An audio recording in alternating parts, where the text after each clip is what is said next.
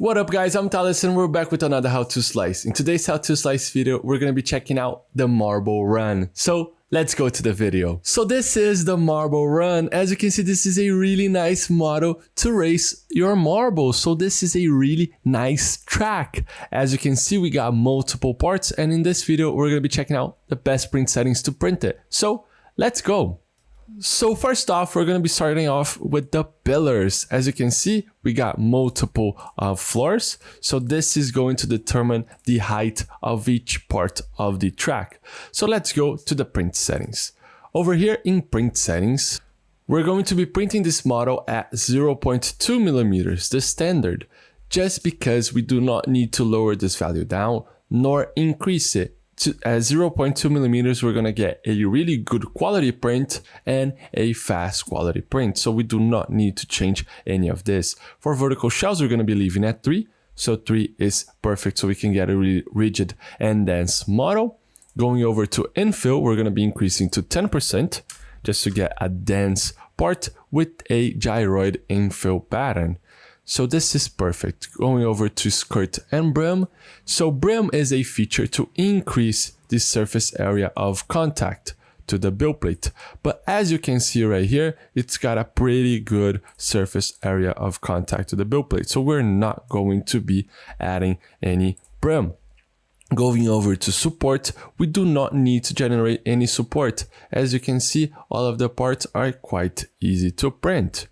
Going over to speed, we can be printing this model at the standard print speed, so we do not need to change any of this. So the pillars are quite easy to print. Let's just slice and take a look. So as you can see, we have sliced and it looks fantastic. Going over here to the pillars, we're going to be printing at 10% infill, a gyroid infill pattern, and it's going to take 13 hours and 17 minutes on the standard Ender 3 V3 SE. So let's go back to the other parts to get the best print settings.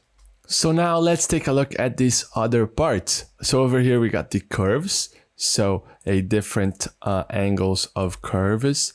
This is the starting point. So these two parts.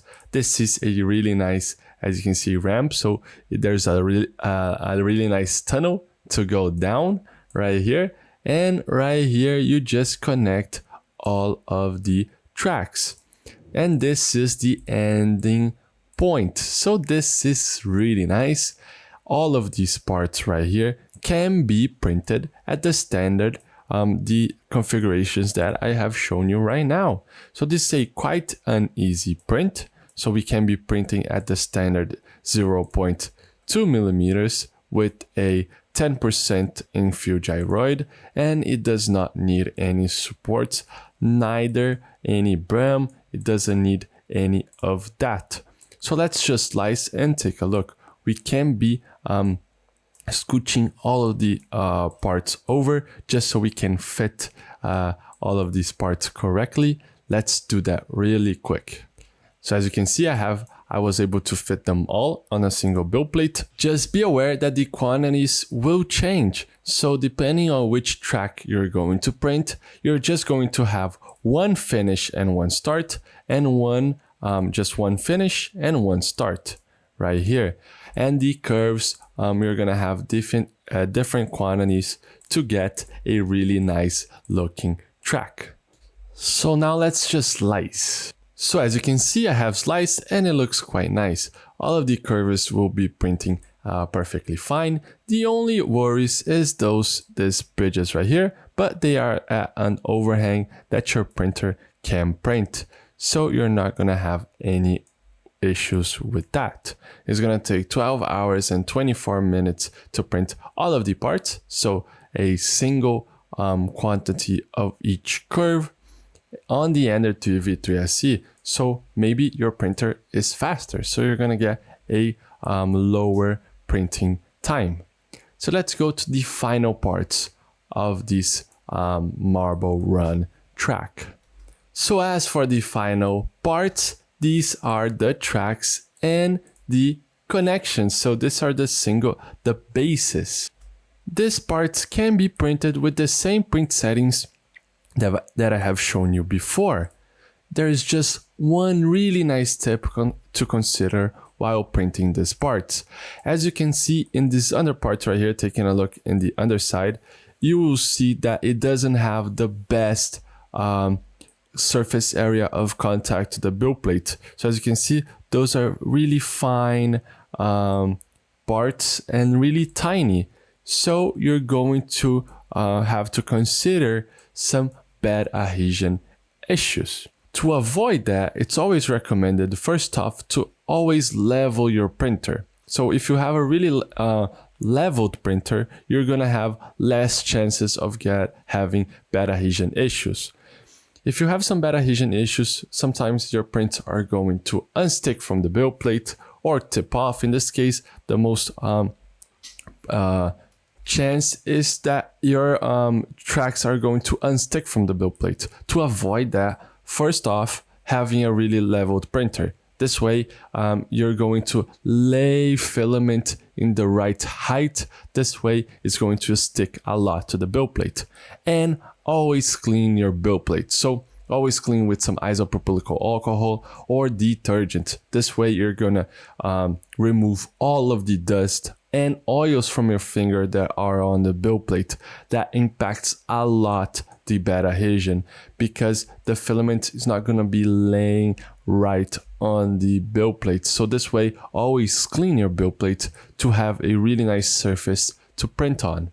And if you still have some bad adhesion issues, I would recommend putting a fine line of glue stick. So a little layer of glue stick just to hold down this part. If we add brim, it's going to be quite hard to remove the brim and sometimes can leave some scars on your print. So we do not need any brim for this part, but consider that bad adhesion is a issue and print the first layer. So right here, if you go to the print settings in speed, you see that the first layer is being printed really slowly. So 20 millimeters a second.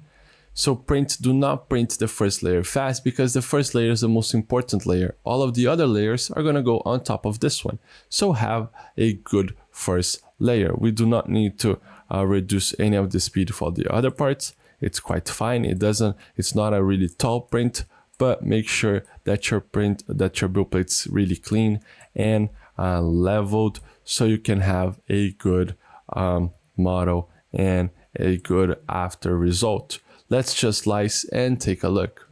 So as you can see, we have sliced and it looks quite nice.